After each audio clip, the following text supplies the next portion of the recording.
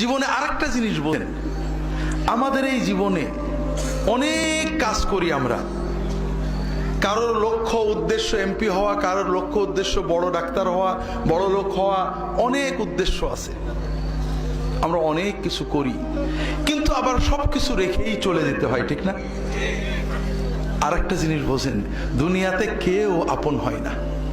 যে বউ আপন, 2 ঘন্টা আপন থাকেতে 4 ঘন্টা ঝগড়া করে, আছে না নেই?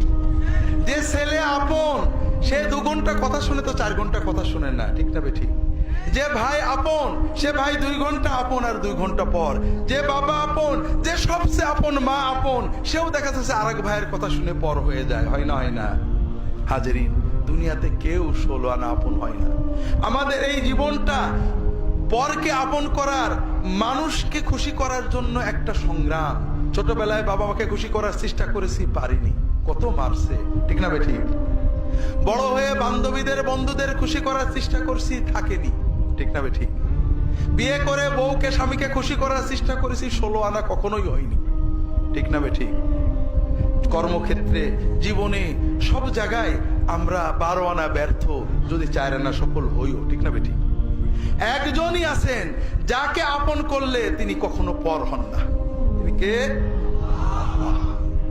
আল্লাহকে আপন করতে পারলে সব সময় আল্লাহকে সাথে পাবেন। যদি আল্লাহকে আপন করে নিতে পারেন, আপনার বিপদে আপদে কষ্টে দুঃখে সব সময় মনে হবে আল্লাহ আপনার সাথেই রয়েছে। যে বেদনা কারোর কাছে বলা যায় না, বউয়ের কাছে বলা যায় না, মায়ের কাছে বলা যায় না, যে আনন্দে কাউকে শরীক করা যায় না, যদি আল্লাহকে আপন করতে পারেন, সেই আনন্দে আল্লাহকে শরীক করতে পারবেন, সেই বেদনার কথা আল্লাহর কাছে বলে বুকটাকে হালকা করতে পারবেন। কথাকে বুঝতে পেরেছেন?